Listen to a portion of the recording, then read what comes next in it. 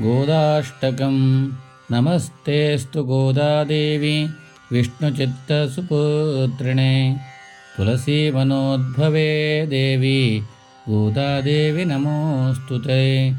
तुलसीवनसञ्जाते कृष्णभक्तिसमुच्चिते पुष्पहारधरे देवी गोदादेवी नमोऽस्तु ते। गोपिकन्या सहोल्लासे आचार्यान् भक्तिभाजिनी विल्लीपुत्तूर निवासस्ते गोदादेवी नमोऽस्तु ते।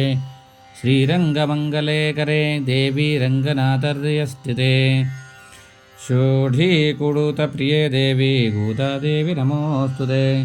अण्ढाळ् श्रीनाम सम्भूते तुलसीवनविहारिणे पुष्पसङ्ग्रहकैङ्कर्ये गोदादेवी नमोऽस्तु ते।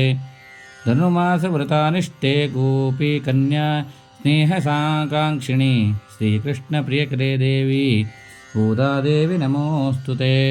भूदेवे वंशसम्भूते भक्ताभीष्टप्रदायिनी रामानुजं सोदरी देवी गोदादेवी नमोऽस्तु ते। आध्यात्मिके देवी अष्टलक्ष्मीस्वरूपिणे अहङ्कारं वर्जिते देवी गोदादेवी नमोऽस्तु ते। सत्यस्थिते नित्यं शुद्धे श्रीवर्गे मार्गदर्शिनी श्रीरङ्गमन्नारप्रिये देवी गोदादेवी नमोऽस्तु ते। गोदाष्टकमिदं पुण्यं पठेद्भक्तिसमन्विता सर्वाभीष्टं फलं सिद्धिं मोक्षं सम्पद्यमुच्यते। मङ्गलं श्रीगोदादेवीगे मङ्गलं श्रीरङ्गनाथके मङ्गलं निजभक्तवृद्धके मङ्गलं जयमङ्गलं शुभमङ्गलम्।